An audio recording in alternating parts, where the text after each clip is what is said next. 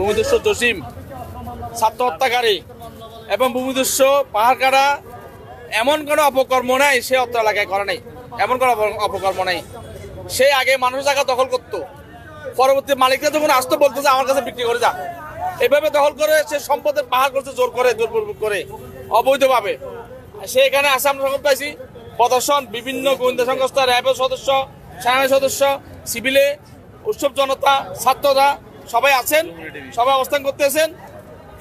আমরা যদি তাকে পাই, আমরা তার এই খুনি হাসিনা সরিয়াসারের 9 নম্বর উত্তর পাতিল ওয়ার্ড চট্টগ্রামের সে একজন দুর্ধর্ষ সন্ত্রাসী ছাত্র হত্যাকারী, তার জোর বিচার দাবি জানছে, তার ফাঁসি দাবি করতেছি আমরা। তার পাশাপাশি 5 আগস্ট পরে জসিম পলাতক থাকা অবস্থায় যারা জসিম থেকে জায়গা কিনে জসিমকে সহায়তা করছে, আপনাদের মাধ্যমে তাদেরকে গ্রেফতার দাবি জানাচ্ছি।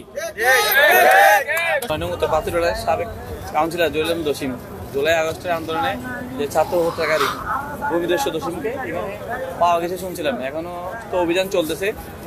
দেখা যাক, আমরা আশা করছি যে ওকে এখানে ধরা হবে, আর আমরা ওর ফাঁসি চাই, ধরা হলে ওর ফাঁসি চাই। আমরা সন্ধ্যার দিকে খবর পাই যে এখানে পাতিল ওয়ার্ডের যে সাবেক কাউন্সিলর ভূমিদস্যু জসিম সে এখানে বর্তমানে অবস্থান করতেছে। এই শোনার পরে আমরা তাৎক্ষণিক চারিদিক থেকে বিভিন্ন পাবলিক এবং সাধারণ মানুষ, পলিটিক্যাল সবাই চলে আসছে এবং পুলিশ প্রশাসন সবাই আসছে। এখন এটা তল্লাশি করার পর এখনো পর্যন্ত পাওয়া যায় নাই, তবে এখনো চেষ্টা চলতেছে পাওয়ার।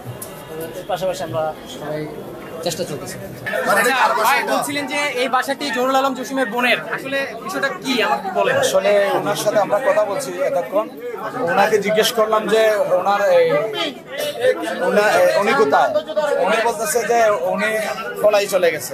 আমি কখন পলাইছে, উনি পলাই চলে গেছে উনি বলতেছে। তারপর আমি বললাম যে ওনার ওয়াইফ কিছুক্ষণ আগে বের হয়েছে গাড়ি দিয়ে ওনার ওয়াইফ প্রাইভেট কার দিয়ে বের হয়ে চলে গেছে। ধারণা করছেন এখানেই আছে, এখানেই ছিল আমাদের সম্ভাবনা। ওনার ওয়াইফ যখন বাইরে যে গাড়ি দিয়ে ওই গাড়ি দিয়ে বের হওয়ার সম্ভাবনা বেশি।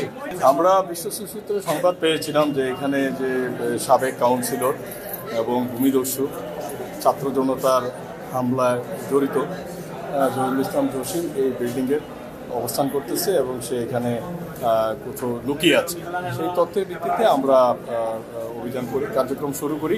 এখন পর্যন্ত আমাদের অভিযান অব্যাহত আছে। আমাদের আরও কয়েকটি জায়গা দেখা বাকি আছে, সবগুলো তল্লাশি শেষ হলে আমরা ফাইনালি হয়তো নিশ্চিত হতে পারবো উনি আছেন কিনা। আচ্ছা, আরেকটা বিষয়, আমরা শুনেছি যে জহুরুল আলম জসিম ব্যতীত অন্যান্য আওয়ামী লীগের আরো বিভিন্ন নেতা এই বিল্ডিং এ অবস্থান করছেন। এই ঘটনা আপনারা কি অন্য কেউ পেয়েছেন কিনা এখন?